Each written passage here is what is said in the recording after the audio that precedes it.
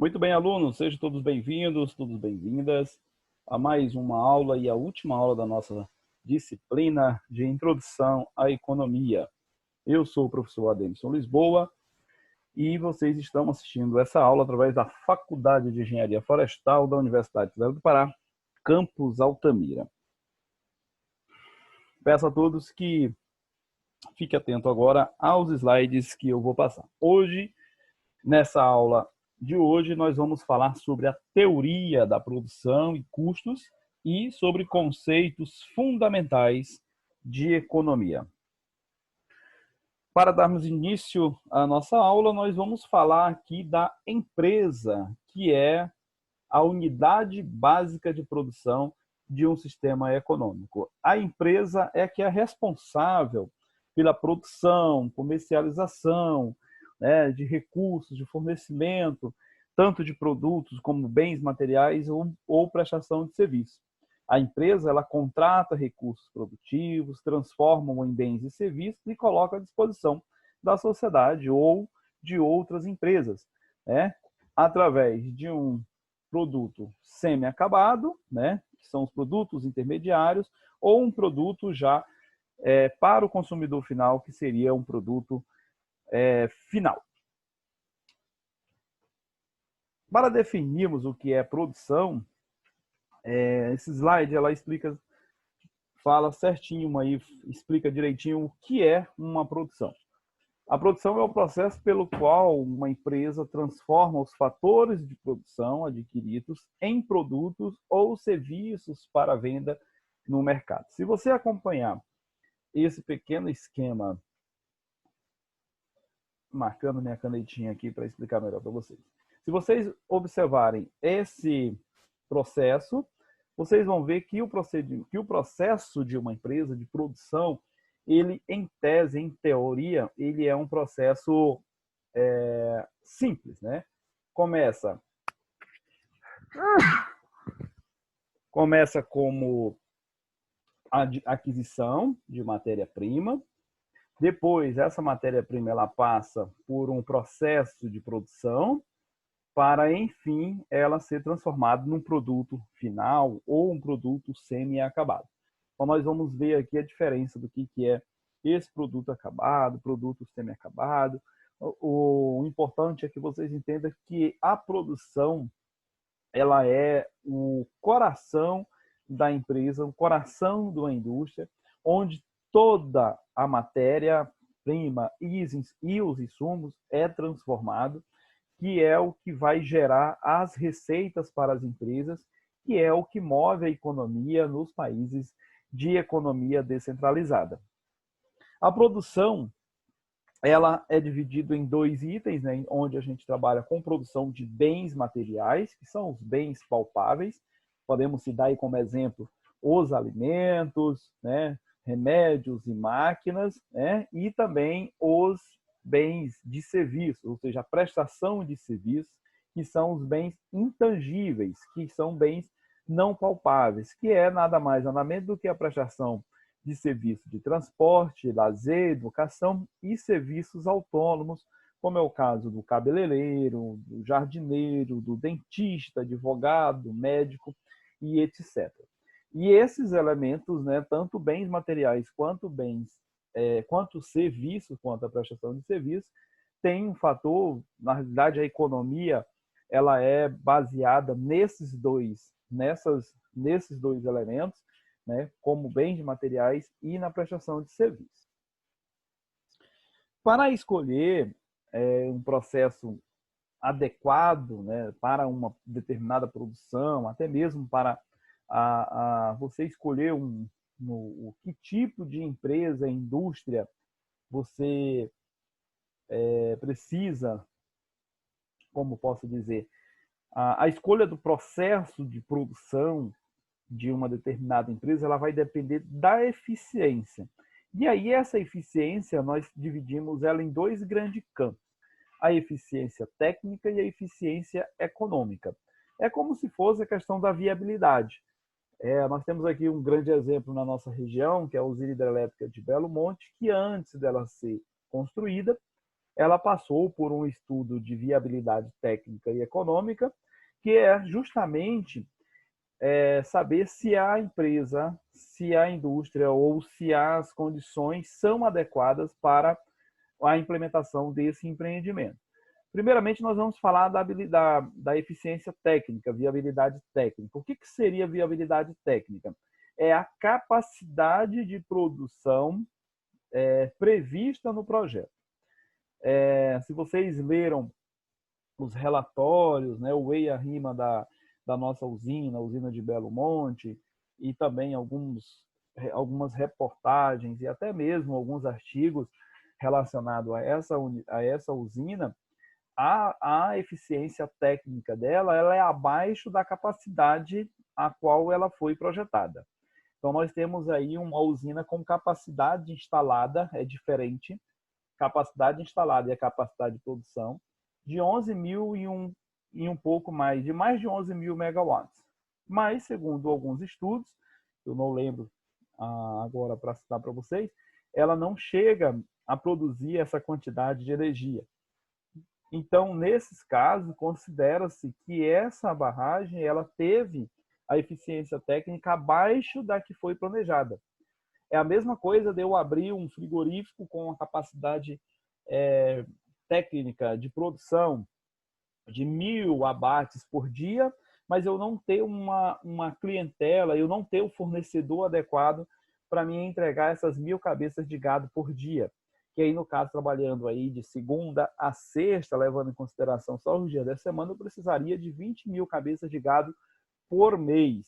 Então, essa viabilidade técnica ela não depende simplesmente dos equipamentos e da infraestrutura da indústria propriamente dita. Ela precisa de uma análise mais detalhada, desde o externo da indústria até o interno.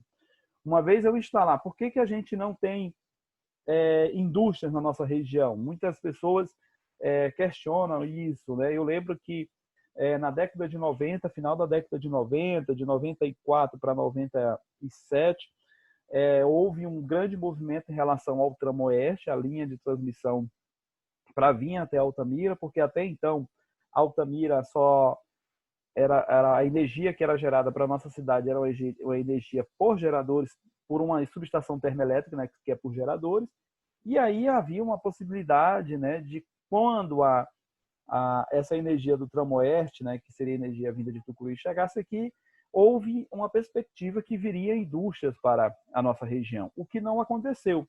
Por quê? Porque a viabilidade técnica dessas indústrias na nossa região, ela não dependia apenas da energia, ela dependia de outros fatores que até hoje nós sofremos. O principal dele, o principal fator que impede, né, a entrada de indústrias, de novas não, né, de indústrias na nossa região, é a questão de logística, porque nós temos uma única via de acesso, que é a rodovia transamazônica, BR-230, e nós temos também uma outra questão, que é a questão de incentivos fiscais, tanto do Estado quanto do município. Então, quando se fala de viabilidade técnica, quando se fala do processo de produção, quando se fala que o processo de produção ele depende dessa eficiência, ele está levando em consideração todos os fatores que rodeiam esse empreendimento, esse negócio, essa indústria a ser instalado em um determinado lugar.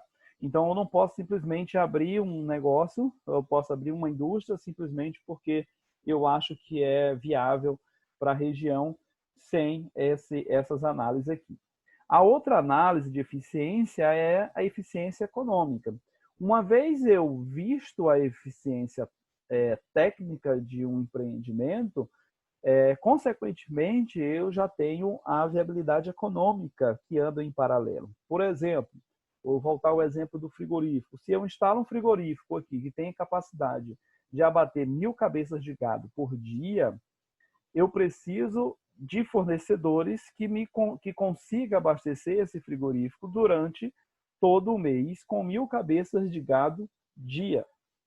Eu conseguindo atender essa demanda, eu consigo ter uma viabilidade econômica, porque se eu abater menos do que 1.000 cabeças de gado, que é o que estava previsto na eficiência técnica, eu não vou ter uma eficiência econômica.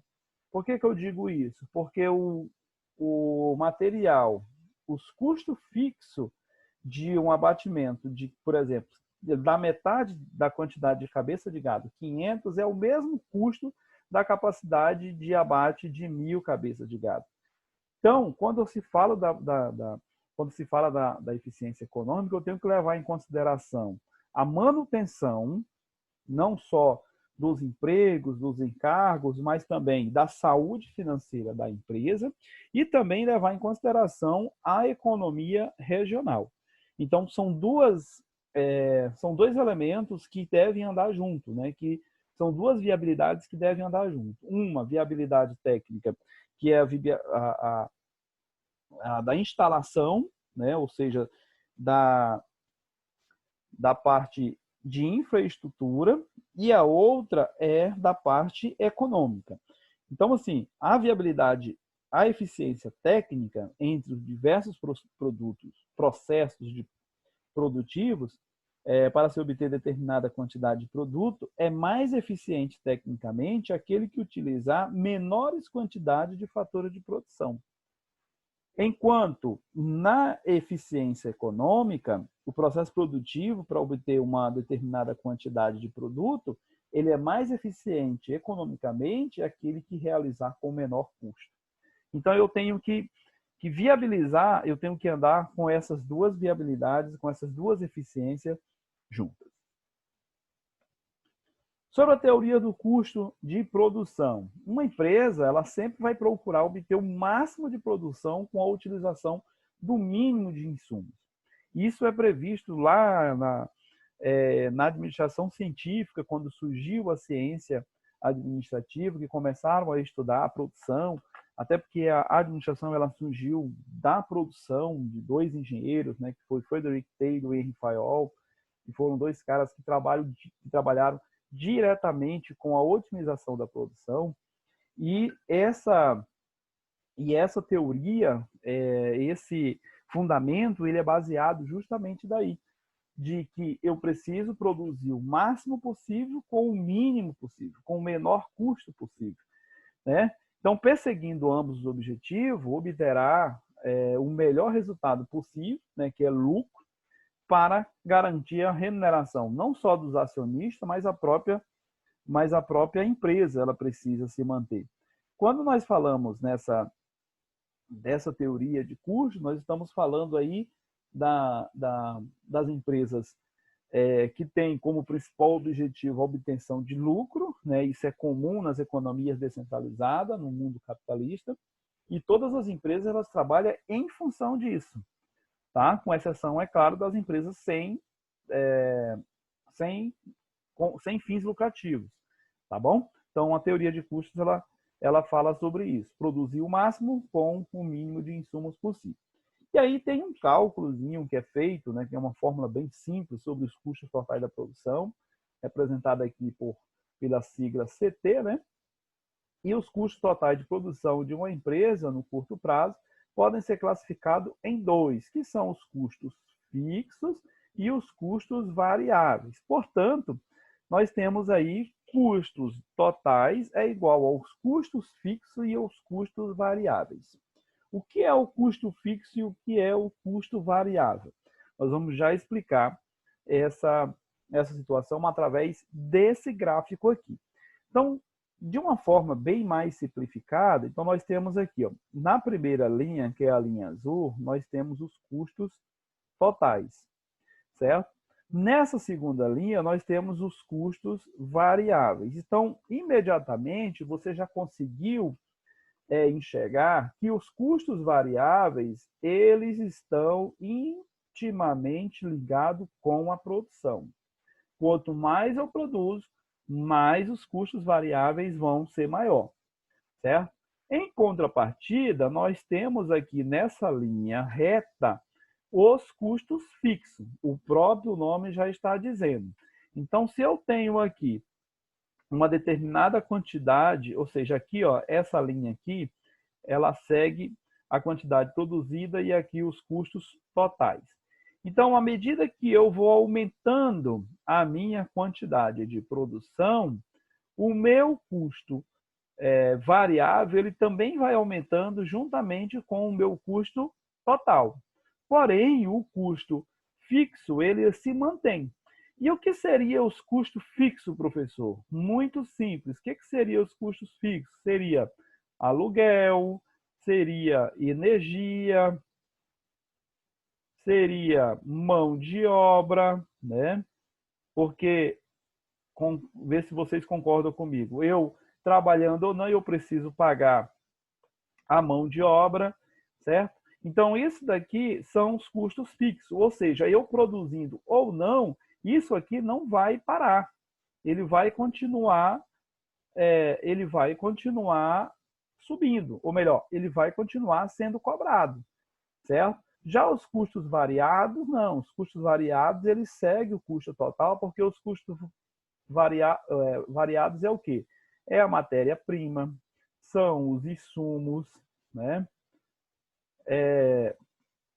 A energia, ele pode ser considerado, a energia ele é um caso à parte, porque dependendo da produção, ele é um custo que é misto, né? Que ele pode ser fixo e variável, principalmente quando a produção ela depende da energia para poder fazer a transformação, para poder fabricar. Então, ela pode entrar aqui. Mas os custos totais, ele entra com todas as situações aqui. Então, tem aqui ainda os impostos, né, sobre os produtos, né, que pode, geralmente, quando se fala de indústria, nós estamos falando de IPI, que é o Imposto sobre Produto Industrializado. Então, esse imposto aqui eu pago em cima da produção. Então, quando nós falamos de custos, né, de custos totais, nós levamos em consideração a isso. Por isso que há essa necessidade de você produzir mais. Vou dar um exemplo aqui para vocês do frigorífico, novamente. O frigorífico. A indústria frigorífico ela é medida por abate por dia. Então, se um frigorífico ele tem aqui na sua linha de produção, ele tem várias áreas, vários setores. Então, ele precisa, por exemplo, os setores que são primordiais para o frigorífico seria água, energia, né, para as câmeras frias, energia, a mão de obra, certo? E, claro, aqui a questão vamos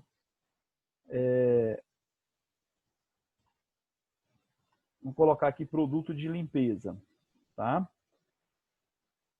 Por que eu estou colocando essa situação? Independentemente de água, energia, mão de obra ou produto de limpeza, o frigorífico ele vai gastar a mesma coisa se ele for abater 500 ou 1.000 cabeças de gado, certo?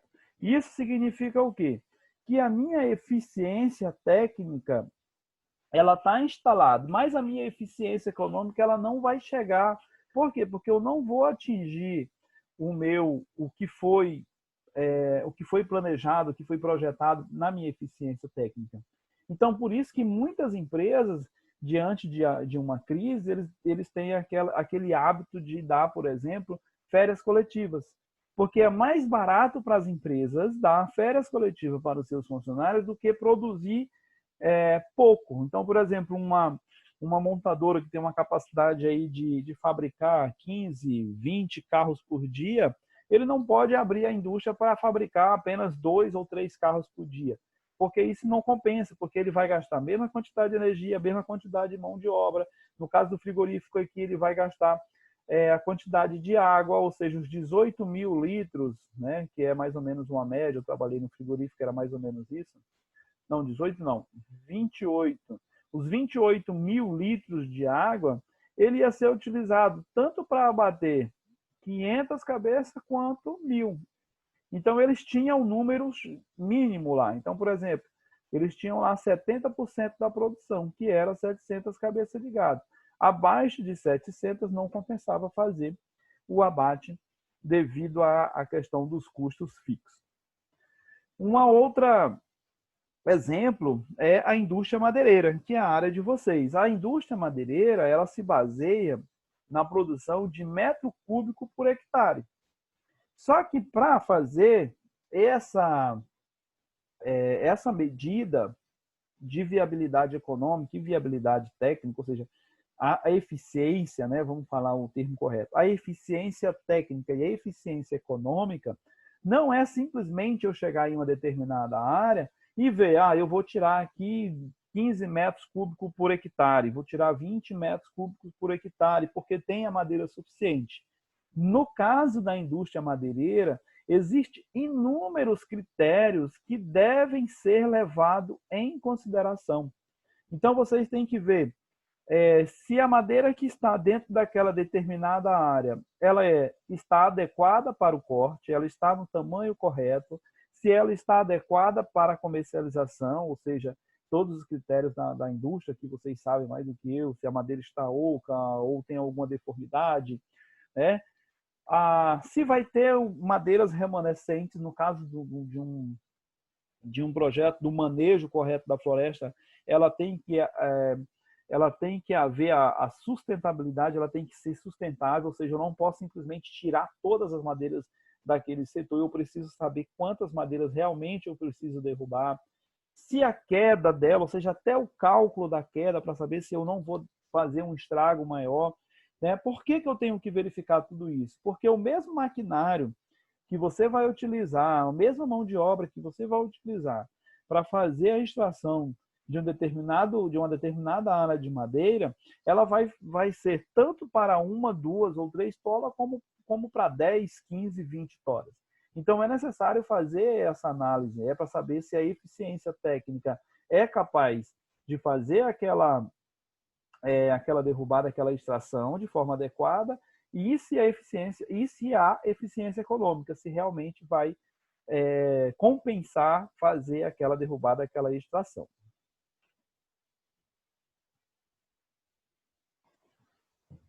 No próximo slide, nós vamos falar aqui sobre a função da produção. Então, nós falamos sobre que a empresa, ela é a unidade básica de produção de qualquer sistema econômico. Nós vimos que a produção, ela é um processo onde entra matéria-prima e insumos, passa por um processo de transformação e no final ela sai um produto, seja ele semi-acabado ou um produto acabado. E aí, para que serve tudo isso? Qual é a função da produção propriamente dita? Acompanhe comigo aqui no slide. Qualquer unidade produtora, ao produzir bens e serviços, tem custos com utilização de fatores, insumos ou matérias-primas, certo? Então, nós terminamos de falar isso, que qualquer unidade produtora, ou seja, qualquer empresa, indústria, ela tem o custos em cima dessa produção.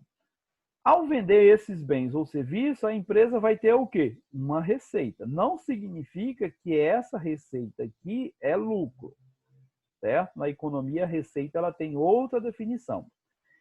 E a diferença entre os custos e as receitas, aí sim nós chamamos de lucro. Nesse caso aqui, o autor falou até em lucro econômico. O que significa custos e receitas? Dentro desses custos aqui, abre outros leques. Então, eu tenho aqui, por exemplo, despesas e tenho gastos. E aí, na contabilidade, entra um outro item que é as perdas. Dependendo do ramo de atividade que se trabalha, você trabalha com esses três elementos, né, que são três elementos de cálculo, três fatores de cálculos para relatórios contábeis. Dentro de custos, eu tenho despesas, eu tenho perdas e tenho gastos. Cada um tem uma diferença. Despesas está ligado à produção, diretamente à produção. Os gastos estão ligados não estão ligados à produção, né? E as perdas, ela não está ligada nem à produção, nem aos gastos, que é o que o próprio nome diz, que é quando você realmente perde. Todo tipo de produção ele tem uma determinada perda. né? Então, por exemplo, na indústria madeireira, nós temos, por exemplo, a perda de uma tora que caiu e rachou e ela não tem um valor comercial adequado, ou uma tora que foi derrubada, mas quando não constatou-se antes, quando ela foi derrubada, ela tinha um oco maior do que o planejado. Então, assim, gastou-se mão de obra, gastou-se gasolina, gastou-se para tirar aquela tora da área de manejo, e aí você acaba tendo os mesmos custos, porém aquilo ali vai ser uma perda.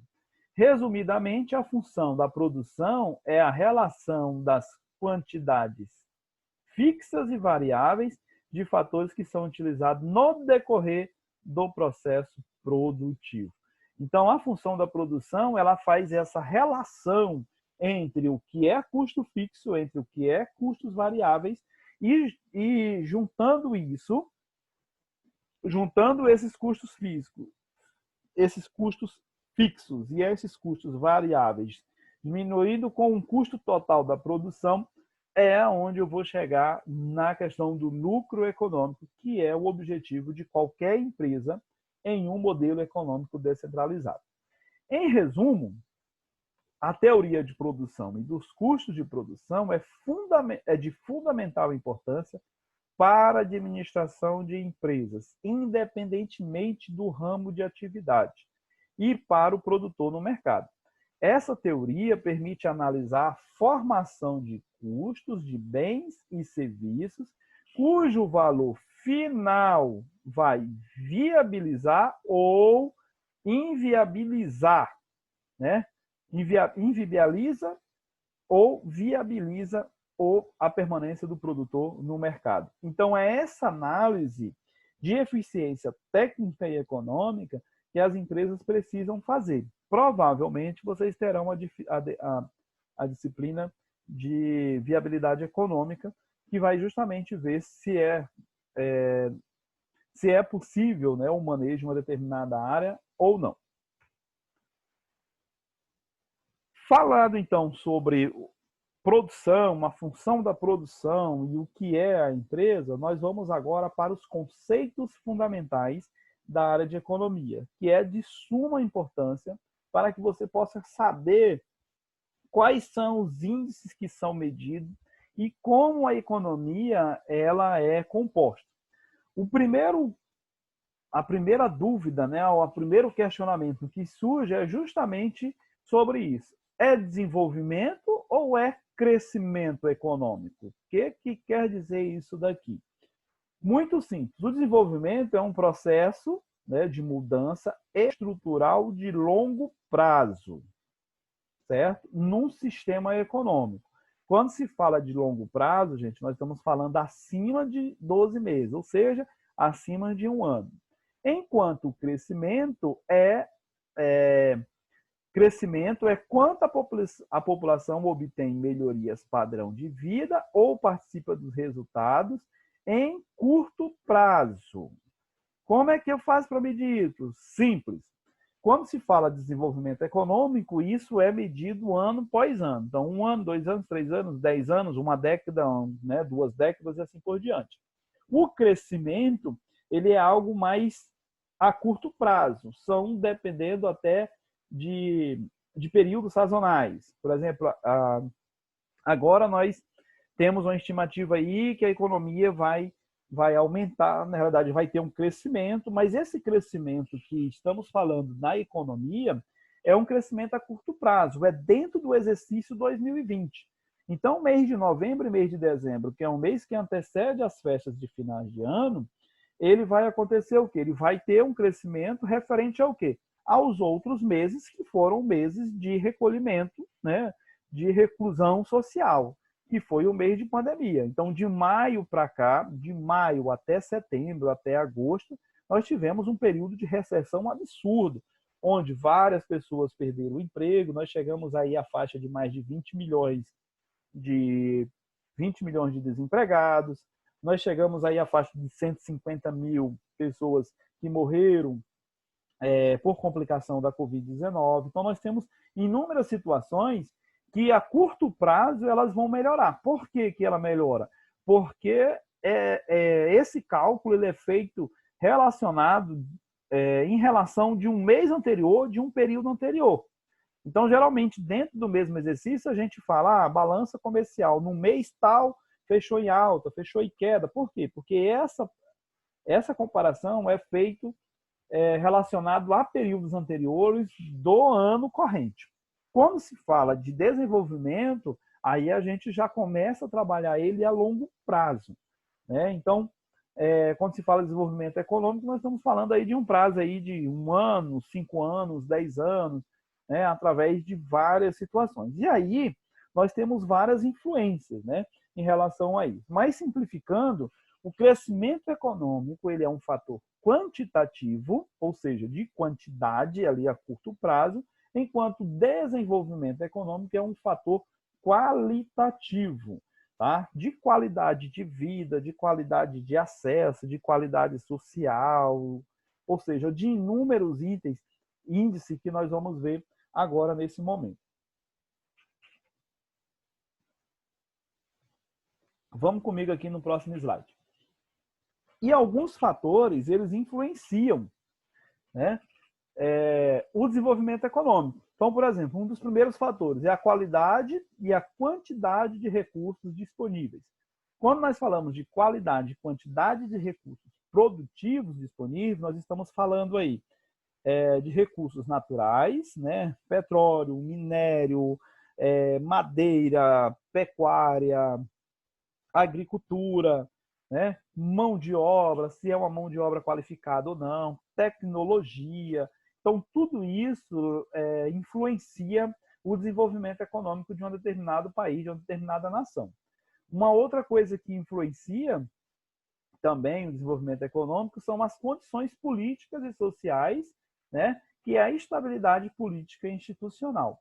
Quando se fala de condições políticas e sociais, nós estamos falando aí do pessoal que legisla a nosso favor ou não. Por quê? Porque as decisões elas são tomadas pelo parlamento, né? E executadas pelo Poder Executivo. No caso de nível nacional, a Assembleia Legislativa, né, a Câmara de Deputados e o Senado, ela decide as leis e políticas, né, tanto da política econômica quanto social, e depois que eles aprovam essa legislação, vai para a sanção presidencial, e aí cabe ao presidente sancionar ou vetar, ou vice-versa, tá? A campanha acontece. E também acontece do próprio governo executivo fazer propostas, né? Criar uma proposta, uma política, um projeto de lei e levar até a Câmara para apreciação. Esses fatos, eles são primordiais para o desenvolvimento econômico, porque os acionistas, né, ou seja, os investidores, principalmente investidores internacionais, eles estão ligados a essas condições, ao que está sendo aprovado, ao que está sendo discutido e à possibilidade. Então, a estabilidade política institucional ela é muito importante nesse momento. E quando nós falamos de estabilidade política, nós estamos falando aqui de harmonia entre os poderes executivos, legislativo e judiciário. Quando há uma instabilidade política ou institucional, que quando se fala de estabilidade institucional, nós estamos falando da instituição do Estado como todo, na situação que nós estamos, por exemplo, com o atual governo, nós temos muita instabilidade política no momento. Por quê? Porque o governo executivo, né, o presidente, é muito polêmico, tem algumas ações que são assim bem diferentes, bem aquém da situação da maioria, entra em conflito com os poderes legislativos, tanto Senado quanto a Câmara de Deputados, assim também como o Poder Judiciário. Então, esses conflitos, né, essas trocas, podemos dizer assim, essas trocas de acusações, né, ou discussões mais acirradas, mais calorosas, não é bom para a economia de uma nação. Por quê? Porque isso aí demonstra uma instabilidade, né, uma instabilidade generalizada no poder, que aí afasta os investidores, porque o Brasil ele é movido a investimentos internacionais, há uma grande perspectiva de empresas internacionais, né? Porque o país ele não é autossuficiente, então nós dependemos de outros comércios, assim como a gente depende, por exemplo, da China, dos Estados Unidos, né, que são nossos principais parceiros, mas nós também dependemos de outros países em relação até dos vizinhos mesmo aqui, como Uruguai, Paraguai, Argentina, né, a própria Venezuela com uma reserva de petróleo, aí, a maior reserva de petróleo do mundo. Então, a gente depende dessas outras nações para que a gente possa ter condições de se manter aqui no país. Não podemos fechar as portas de uma só vez, assim como é a Coreia do Norte, mas também não podemos abrir de qualquer jeito para que qualquer um possa fazer o que quiser dentro do país. Então, essas condições políticas, sociais, né, que é a instabilidade política e institucional, elas têm forte influência na economia de uma nação. O outro item também de influência no desenvolvimento econômico é o dinamismo dos agentes econômicos que proporcionam a eficiência organizacional. O que seria esse dinamismo? O dinamismo ele é nada mais, nada menos do que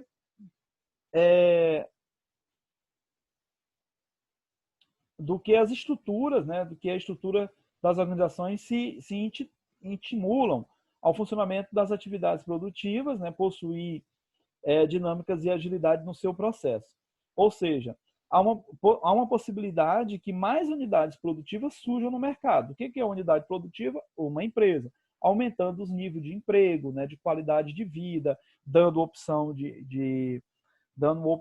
de concorrência. A concorrência é muito boa para nós, consumidores, porque isso acaba tendo o preço baixado, então eles vão querer conquistar. Então, essa dinâmica ela pode ser apresentada pela decisão tanto do Banco Central, né, que agiliza o funcionamento do sistema financeiro, como também por decisões políticas ou até mesmo por processo tributário, né, ou desburocratização de um determinado processo. Então, essa dinâmica, por exemplo, nós estamos passando por uma situação que nós estamos tendo mudanças radicais e mudanças muito internas, né, muito fortes. Então, nós já tivemos aí a reforma trabalhista, nós estamos aí agora com a reforma administrativa já batendo na porta, nós temos aí uma reforma tributária, então assim, nós temos a reforma previdenciária que já passou. Então esse dinamismo, essas ações, elas acabam proporcionando aí, elas acabam influenciando o desenvolvimento econômico, dependendo da situação, para melhor ou para pior. Isso vai depender muito do cenário que nós estamos trabalhando.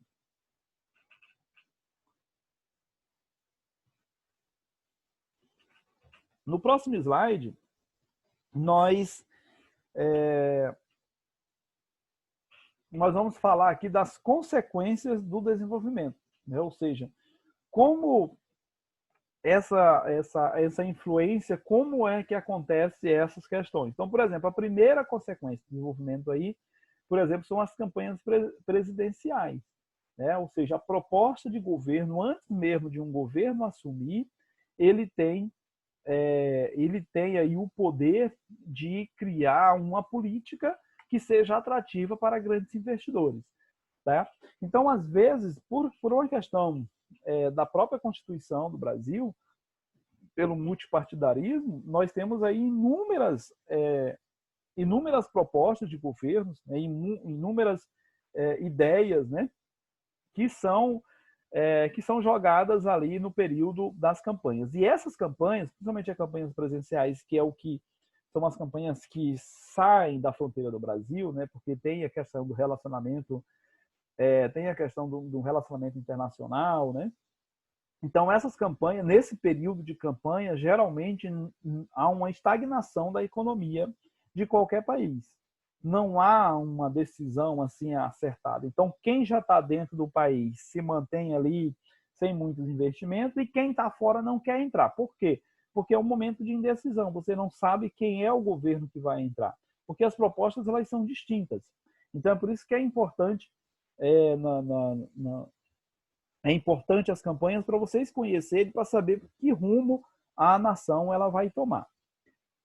Uma outra consequência do desenvolvimento são a alteração do processo produtivo. O que seria a alteração do processo produtivo? São novas tecnologias, a implantação de nova tecnologia, de uma nova forma de fazer, de uma nova forma de integrar, de processar, ela tem consequências no desenvolvimento econômico. Um outro item também são as alterações na estrutura de consumo da sociedade, ou seja, a melhoria de renda, o padrão de vida. E essa alteração na estrutura de consumo da sociedade, ela nos remete a essa pirâmide que eu tinha falado em algumas aulas anteriores, e agora eu trago a própria pirâmide aqui, que é o que influencia, né? Que essa alteração na estrutura do consumo da sociedade, ela é influenciada diretamente por essas pirâmides aqui. Por quê? Quando o Maslow desenvolveu essa pirâmide, ele desenvolveu aqui, ó, que nessa primeira parte aqui, que é a base da pirâmide, ele falou que são as necessidades fisiológicas, que são as necessidades básicas, né, para a sobrevivência, que é respirar, comer, beber, dormir, casa, né? Então são essas necessidades básicas de qualquer ser humano. E isso nós temos comércio para tudo, né? Então nós temos comércio para toda essa área. Então se eu preciso comer, beber, remédio, essas coisas, eu tenho comércio e eles vão se basear nisso. Ao momento em que eu consigo atender essa primeira, deixa eu ver se eu consigo riscar aqui. A partir do momento que eu consigo atender essa primeira expectativa, essa primeira necessidade, eu vou para a segunda. Tá? Eu tenho comida, eu tenho bebida, então eu vou para a segunda. O que é a segunda? É de segurança. Que é o quê? Manter os empregos, manter a saúde, manter a propriedade. Ou seja, então eu tenho aqui uma segunda necessidade de manter o que eu já tenho. Mantido essa, eu tenho uma terceira necessidade, que é a necessidade sociais, que é o quê? De obter família, amizades, amor, de você ter uma aceitação social e assim por diante. Passado essa outra fase, nós temos a fase da autoestima, né? Que é, como o próprio nome já diz, a autoestima, confiança, respeito dos outros, ou seja, quando você está feliz com você mesmo. E a última fase, que é o topo da pirâmide, é da autorrealização, que é do conhecimento, do controle, da independência financeira, dos desafios. Ou seja, quando você tem todos esses outros níveis aqui para baixo atendido, você vai sempre estar correndo atrás de uma autorrealização. É se formar, né, é fazer uma faculdade, se formar, arrumar um emprego, ser bem-sucedido. Então, esse crescimento, esse autocontrole, a independência, o desafio, é o que move a maioria das pessoas. E a relação entre as consequências do desenvolvimento é justamente dessas alterações. À medida que a maioria da população está correndo aqui para se autorrealizar, ou seja, está no topo da pirâmide, significa que todo esse restante aqui, ele já foi atendido, certo? E significa que nós estamos em um índice muito bom de economicamente falando. Mas ainda temos aí a crescente interdependência setorial na economia, que é nada mais nada menos do que o avanço tecnológico, uma melhor mão de obra, ou seja, mão de obra mais capacitada, e a relação com o setor exterior, né, com o setor externo, que é a capacidade de importação e exportação. Então, como eu falei para vocês, o Brasil ele não é autossuficiente, algumas coisas nós precisamos importar. Importar é trazer para o Brasil, exportar é mandar para fora. E aí, nesse caso de exportação, nós somos campeões mundiais de exportação de commodities, tá bom? Depois vocês podem consultar o que é commodities. Agora, nós temos aqui também alguns conceitos relacionados aos indicadores econômicos. Isso aqui é muito importante para vocês poderem entender como é medido o desenvolvimento econômico de uma nação. Então, a primeira coisa é a renda per capita, que é a renda por pessoa. Essa renda per capita, inclusive, ela é utilizada aí em todo o mundo para saber a rentabilidade, para saber aí o desenvolvimento econômico de de um país, tá? A pauta de exportação é a relação entre matérias-primas ou semi-acabados ou produtos acabados, né, que entra e que sai do Brasil, né? Como essa pauta aqui de importações aqui é o que nós chamamos de balança comercial, né? Então nós temos uma balança comercial aqui. Então a gente não pode importar muito, mas também não pode exportar muito. É um negócio bem diferente. Mas nós temos que ter esse equilíbrio entre importações e exportações.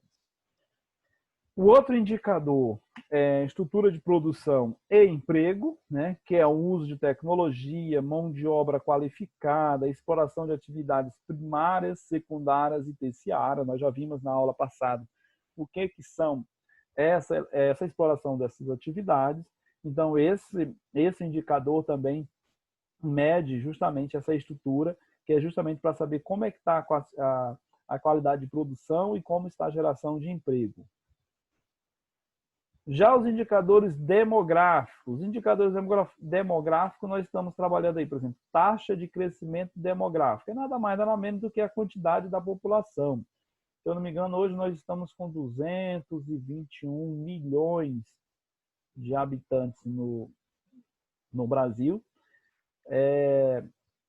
E todos os dados eles são baseados nessa quantidade, desse crescimento, né, que é justamente para haver um equilíbrio, para saber a quantidade de pessoas que nós atendemos. E dessas 221 milhões aqui, nós temos aí várias outras taxas que são tiradas, são feitos censos aí de tempos em tempos, justamente para você saber outros dados, como, por exemplo, a estrutura etária da população, ou seja, que a expectativa de vida, a idade produtiva, geralmente a idade produtiva ela é de 18 a 54 anos, né? Provavelmente essa idade produtiva ela vai aumentar por causa da expectativa de vida do brasileiro, que aumentou. A expectativa de vida ao nascer é a média de idade do país. Eu vi um dado que até 1940 nós tínhamos aqui uma faixa etária, nós tínhamos uma média de idade no Brasil de 40 a 50 anos, né? E hoje nós estamos aí com a média de 70 anos, né? Então nós estamos aí com uma população um pouco velha, né? Taxa de mortalidade infantil são os óbitos para cada 1.000 nascimentos. Existe uma outra taxa que também é medida, mas não é de mortalidade infantil, porque essa mortalidade infantil é até, se eu não me engano, 1 ano. Até 2 anos, eu acho. Uma coisa assim. Não eu lembro exatamente qual é o período. Vocês podem pesquisar aí para melhor compreensão, mas essa taxa de mortalidade infantil ela é medida por cada 1.000 nascimentos. Existe uma outra taxa que ela não entra aqui como dados econômicos, porém apenas para outros tipos de cálculos, que é a taxa de assassinato, por exemplo, que é feito por cada 100.000 habitantes, né, que você acha um índice lá. Então, todos esses índices aqui, eles são índices demográficos também. Indicadores sociais. Quais são os indicadores sociais? Por exemplo, taxa de analfabetismo. O que é? Na realidade, o analfabetismo é a exigência de formação dos indivíduos, né? Também há um critério sobre a definição do que é uma pessoa analfabeta, né? Nós tivemos aí vários programas anos anteriores sobre a erradicação da fome e do analfabetismo, né? Mas até onde vai esse analfabetismo, né? Qual é a circunstância, a questão de qualidade, né? Qual é a definição correta de analfabetismo? Uma pessoa que sabe escrever o nome, né? Sabe escrever seu nome, será que ele é considerado alfabetizado? Então, como é esse índice aí? Também seria um item para vocês pesquisarem para a efeito de informação. Um outro item também é a participação da mulher na sociedade, né, que é justamente a política de igualdade de gênero, né? Então, os concursos públicos eles já têm uma definição relacionada a isso. Então, o concurso público ele é o mesmo salário que é aplicado para a mulher deve ser aplicado para o homem. E também são adaptados às situações, como, por exemplo, o teste físico, né, para o homem e para a mulher são diferentes. Mas em questão salarial, em questão de acesso, já está igualitário, pelo menos no concurso público, né? Não é assim a realidade em empresas e outras situações, infelizmente não é essa. Fora, né, as situações que a mulher já tem de forma natural, que são obrigações, né, que é culturalmente impostas, né, às mulheres, né, mãe de família e cuida de casa e tal, essas coisas todas. Porém, essa participação também é um índice de um indicador social. Também levado em consideração aqui a representatividade política também das mulheres, né, que ainda é muito baixa. Não existe assim um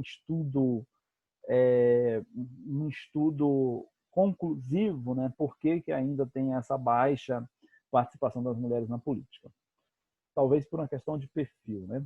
Cabe também um estudo aqui de vocês mais detalhado, uma pesquisa para efeito aí de informação. Inclusão social é o outro índice. Essa inclusão social é o acesso aos benefícios sociais. Isso aqui tem inúmeras situações. Programas sociais de capacitação, emprego e renda, programas sociais de apoio financeiro, né?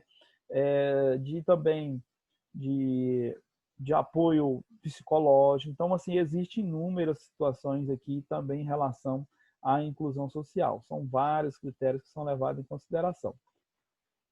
Cabe também vocês fazerem uma pesquisa para saber o que inclui. Um outro índice que é muito utilizado também, gente, é o índice de desenvolvimento humano. O índice de desenvolvimento humano, além desses acessos aos benefícios do governo, ele inclui outras informações. Ele é como se fosse um apanhado geral de todos os outros índices, relacionado a educação, saúde, moradia, saneamento básico e cidadania. Tá? O que seria a questão de cidadania? A questão de documento, a pessoa está gozando dos seus direitos. Nós temos muito problema no Brasil de pessoas que não têm acesso à inclusão social, ou seja, aos benefícios sociais, simplesmente pela falta de documento, né? Então, o Índice de Desenvolvimento Humano, ele envolve também essa medição. Temos ainda acesso à educação, né, que é a taxa de matrícula, né, em escolas e universidades, tanto faz pública como particular. A longevidade, né, que é a expectativa de vida. Quanto maior a idade, melhor é a qualidade de vida da população. Né? E a distribuição de renda, que agora virou o PIB per capita, né? Porque o PIB é dividido pelo total da população. Tá?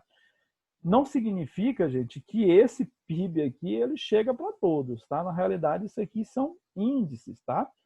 E é para poder ter a média aí, na realidade é só uma média para saber quanto seria a participação da população com a questão do PIB, que é o Produto Interno Bruto. Não significa que todos têm acesso a essa produção. Resumindo, para um sistema econômico chegar ao desenvolvimento é necessário, é indispensável a participação da sociedade na riqueza gerada direta ou indiretamente, certo? Então nós temos aí vários problemas sociais, vários problemas econômicos, não tem assim como podemos dizer, uma definição exata de como resolver esse problema, né? Pode ser um problema capitalista, pode ser um problema do consumismo, pode ser um problema de uma política mal empregada, talvez um modelo econômico, talvez um modelo de governo, né? O que realmente acontece para que haja tanta desigualdade social, tanta má distribuição da renda, né? Se vocês observarem nessa foto aqui mesmo, né? Como é que nós chegamos a esse nível? Nessa foto nós temos um condomínio de luxo do lado de uma favela de casas populares. Então, como é que nós chegamos a esse nível? Como é que faz para a gente equiparar, né, equiparar essas duas situações, esses dois extremos? Nós temos aí classes sociais no Brasil aí que vai da classe A até a classe E, né? Então, onde é que está o erro? Será que depende da gente? Será que depende dos governantes? Né?